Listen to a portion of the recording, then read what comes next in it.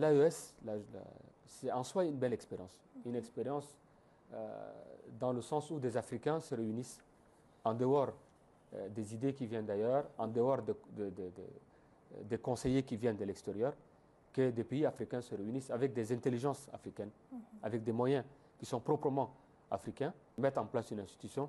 En cela, c'est déjà une victoire.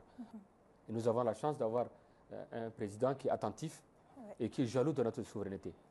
Quand je dis souveraineté, le président Mohamed Idriss Déby Itno est jaloux de notre souveraineté et il veut une souveraineté intégrale du Tchad, sur tous les plans. Il a commencé par l'aspect militaire, en renvoyant les soldats français. Ça aussi, ça rentre dans le cadre de notre souveraineté entière. Maintenant, il y a d'autres pans de notre souveraineté qu'il faut entamer. Il y a la question du franc CFA, toutes les questions liées à l'économie, les questions liées à la géostratégie, les questions qui sont liées au contrôle de nos ressources par nos propres cadres, par nos propres moyens. Et toutes ces questions doivent être débattues sans complexe. Et je pense que l'expérience de l'AES doit être élargie aux autres pays. Et moi, je pense que ce serait une bonne chose, peut-être que le Tchad rejoigne l'AES. Ça, c'est mon avis personnel. Et c'est quelque chose qu'il faut étudier, c'est quelque chose qu'il faut vraiment prendre au sérieux.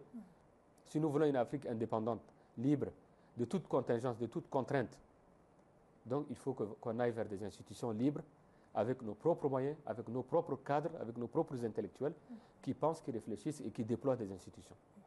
Donc moi, je pense que le Tchad, ça c'est mon avis personnel, le Tchad doit envisager sérieusement cette option-là.